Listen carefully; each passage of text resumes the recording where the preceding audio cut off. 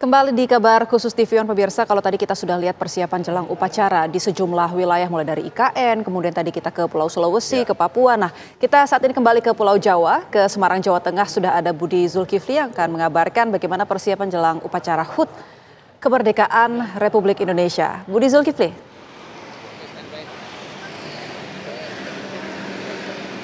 Ya, baik.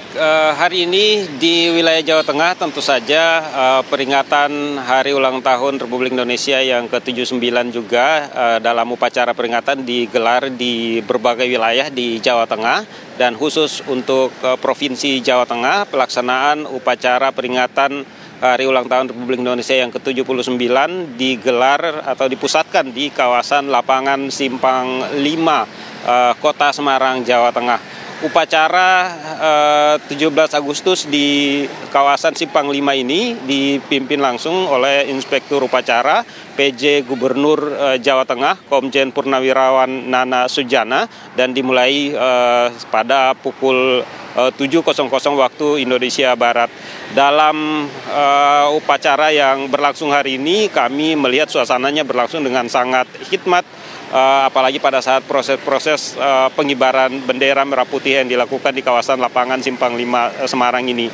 PJ Gubernur Jawa Tengah dalam amanat yang disampaikan menyampaikan sejumlah pencapaian yang sudah diraih oleh Provinsi Jawa Tengah pada momentum ulang tahun Republik Indonesia ke-79 ini, diantaranya seperti menurunnya angka kemiskinan, kemudian juga menurunnya angka pengangguran, serta pertumbuhan ekonomi yang cukup baik di atas 4%, serta juga nilai investasi yang mencapai di angka di atas 42 triliun dalam momentum ulang tahun ke RI ke-79 ini.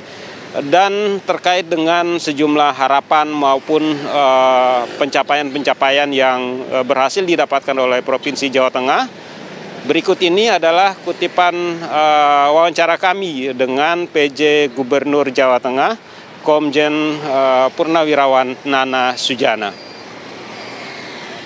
Tadi baru saja kami melaksanakan upacara bendera dalam rangka memperingati Hari Ulang Tahun Kemerdekaan Republik Indonesia yang ke-79. Alhamdulillah tadi berjalan dengan tertib, kemudian penuh dengan semangat, motivasi gitu kan. Dan memang suasana perjuangan itu kentara sekali ya pada pelaksanaan peringatan Hari Ulang Tahun ini.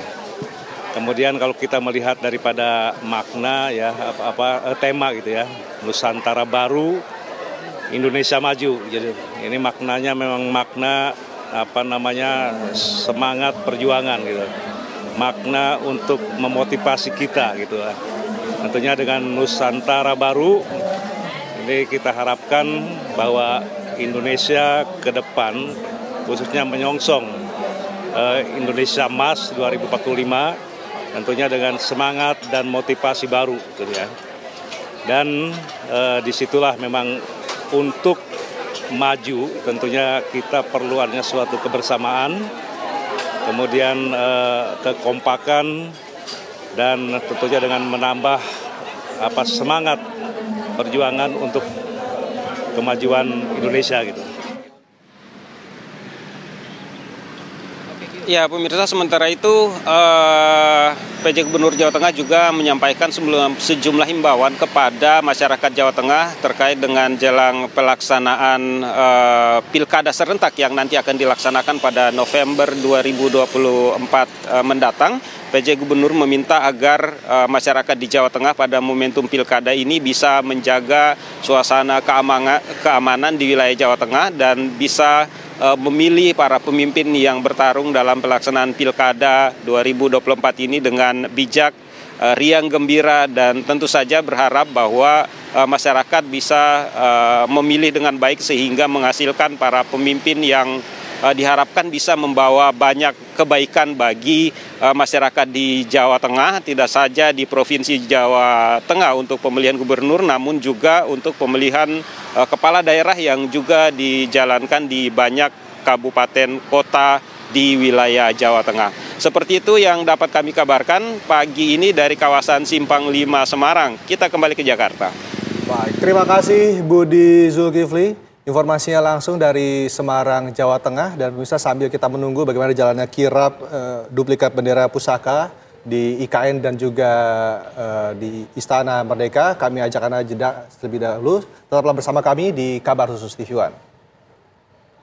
Ya pemirsa, kembali kami akan ajak Anda untuk menuju langsung ke Istana Negara di Ibu Kota Nusantara IKN. Sudah ada Fahada Indi di sana.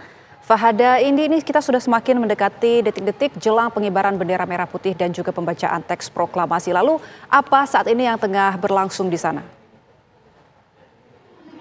Baik, tampaknya ada sedikit kendala komunikasi dengan Fahada ini. Nanti kami akan kembali ke sana, ke IKN.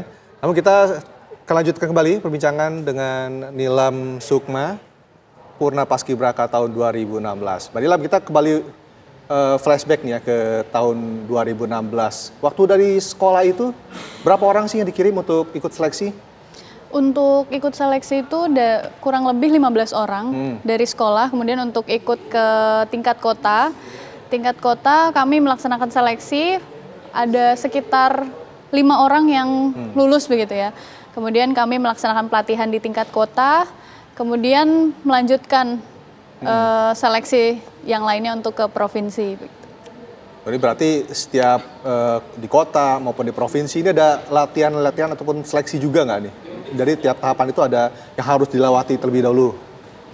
Jadi untuk di kota itu kita melaksanakan latihan terlebih dahulu sebelum, jadi seperti diberikan pembekalan begitu ya, sebelum kita melaksanakan seleksi tingkat provinsi. Apabila kita sudah lulus di tingkat provinsi, kembali lagi kita melaksanakan latihan, kemudian diberikan pembekalan untuk melaksanakan seleksi tingkat nasional, seperti itu.